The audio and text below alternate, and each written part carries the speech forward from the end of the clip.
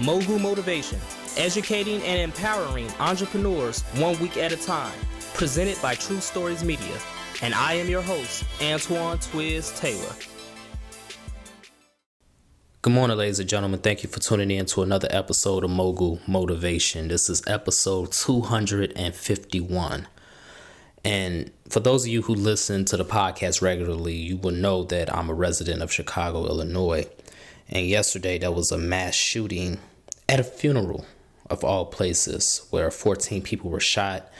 I'm not sure what the reports are this morning on how many of those 14 people have been pronounced dead.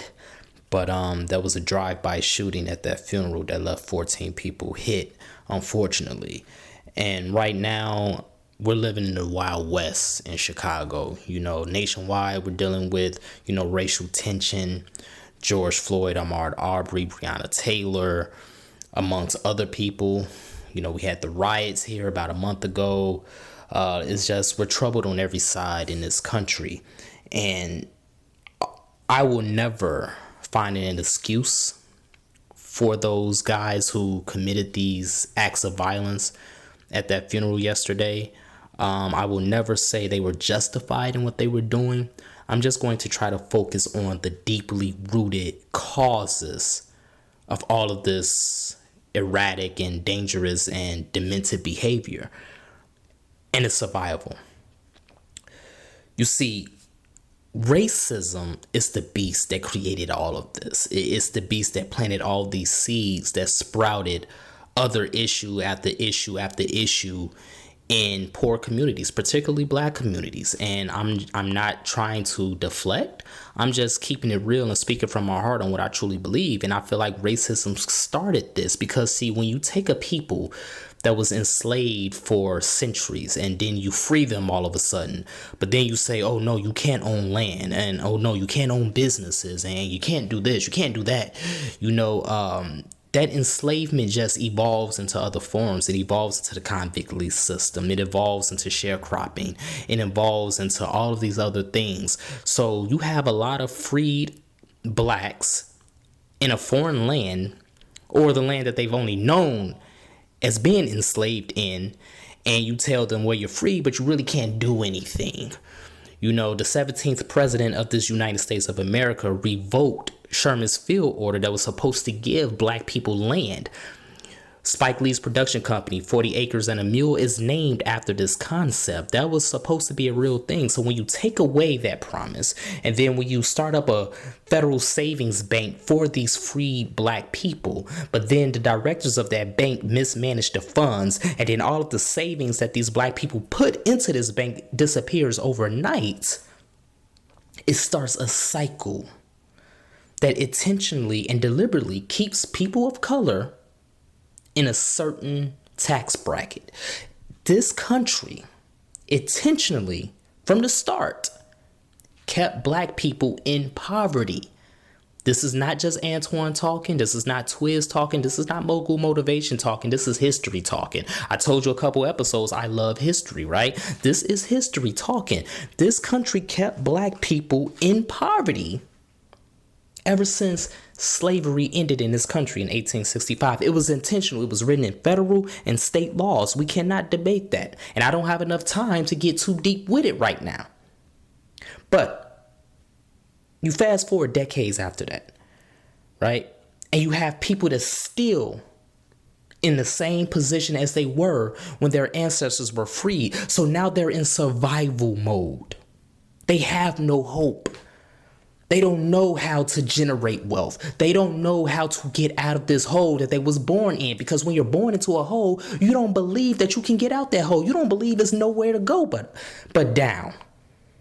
You don't see the top of this hole. You don't see how you can get out and see the light. You just see downward spirals when you're born into this. So this is a deeply rooted issue that has created violence and hopelessness and lawlessness in Black communities, because you have people who have no hope. They are in survival mode. The COVID-19, the coronavirus pandemic has hit this country left and right. And of course, in all pandemics and all crises, it's the poor people that's always hit the hardest. Black, white, Latino, it doesn't matter. If you're poor, you're getting hit by this coronavirus, period. You lost your job. You're losing your source of income. The government is giving out stimulus checks. That's a blessing, right? $1,200 is a little something. It's a little something extra. They're giving a little extra money for unemployment checks. But then you have people that's taking advantage of small business grants and taking grants and they never even owned a business. And again, I'm not making excuses for what they are doing, but it's still rooted in survival because they have no hope, because their parents had no hope and their grandparents had no hope and their grandparents had no hope. This is what happens to marginalized people and psychological erosion. But I'm telling you right now, it has to come a time in our life where we have to take control. And we have to shift from survival to thrival, because you see, survival is rooted not just out of desperation, not just out of no hope, but is rooted in fear. You are afraid that tomorrow is not going to come. You are afraid that whatever you're doing in your life, your business, your career, whatever you're trying to strive to, you're afraid that tomorrow doesn't exist.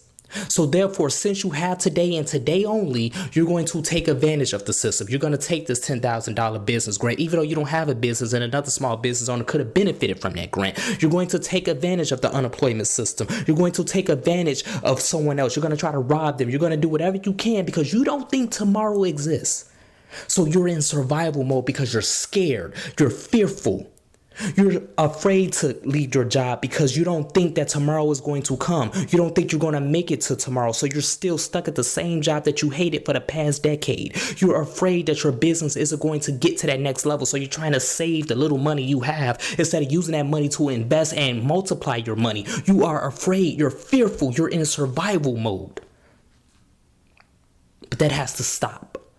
You have to shift your thinking from survival to thrival. And you know what the difference is between the two? Survival is rooted in fear. You're afraid that tomorrow won't come. You don't think tomorrow exists. So you're just living right now in this moment. You don't even care about tomorrow because you're afraid and you don't think it's coming. But thrival, on the other hand, it still has that fear factor. You're still afraid. You still don't know if tomorrow is going to come because no one can predict the future. You still don't know what the future holds. But you have faith that the future just may hold something greater than today. That's the difference between survival and thrival. Survival is rooted in fear, but thrival has fear, but it also has faith on the end of it. You are afraid, you are fearful, but you have faith that it's going to work out. I have faith that my business is still going to grow despite the fact that sales are slow, despite the fact that I'm going through hard times right now. Yes, I have a little money, but I'm not going to hoard this money and just hope for a better day. I'm going to invest this money into assets that's going to make me more money, and my business is going to scale. I am going to thrive. I'm not just simply going to survive. So when you have people shooting up a funeral, when you have people that's taking advantage of the system and trying to get money that they don't deserve or money that could go to someone else and benefit them, when you have people that's acting in survival mode, ultimately they are conditioned to be in survival mode because of things that happened before them and in their family. But you have to take control of your life. You have to shift your thinking. I don't want to survive. I don't want to be afraid my entire life. I want to thrive. So even though I am afraid, I'm going to have faith that my business is going to grow. I'm going to have faith that my career is going to succeed. I'm going to have faith that I'm going to accomplish my goals. I'm going to have faith that I'm going to get out of this situation. I'm going to thrive. Thrival of the fittest. That's what we need to be focused on. We have to be focused on today, of course, but we have to have faith that tomorrow is coming and tomorrow is going to be better for our lives. It's going to be better for our business. It's going to be better for our city, and it's going to be better for our nation. Thrival of the fittest. It's okay to be afraid, but you got to have faith on top of that fear. It's okay to be discouraged. It's okay to be sad, but you have to have faith that all of that is going to be reversed and better is coming. It's going to get greater later. It doesn't matter what your goals are. If you want to grow this business, if you want to get your career dream job, if you want to lose weight, if you want to get out of a destructive cycle in your life, it doesn't matter. You have the power to do it, but you have to believe that tomorrow exists. It's not just today. Today is not the end. 1865 wasn't the end when they took away our 40 acres and a mule. When the Federal Freedman Savings Bank collapsed because the directors misused the funds that free blacks deposited their savings in, that's not the end. Racism is not the end. Injustice is not the end. Violence is not the end. Poverty is not the end. Anger is not the end. Success is the end. Faith is the end. Prosperity is the end. Happiness is the end. Thrival is the end. And I'm challenging you today to not just focus on this moment, on this day, and just survive. Because that's not living when you just think today is the end all. Tomorrow is coming, and the day after that is coming. Just continue to thrive through this moment and continue to have faith that once you get through this moment, the next moment is going to be better. So that's my message, ladies and gentlemen. Let's continue to work. Let's continue to imagine reality. Thrival of the fittest is what we need to strive for. Don't settle just for survival. If this podcast has benefited you in any way, shape, or form, I ask for two things as always. Number one, please pass it on to someone else who may benefit from it as well. And number two, leave a 5-star review. I surely appreciate it. Have a great day, everyone. I'll talk to you next week.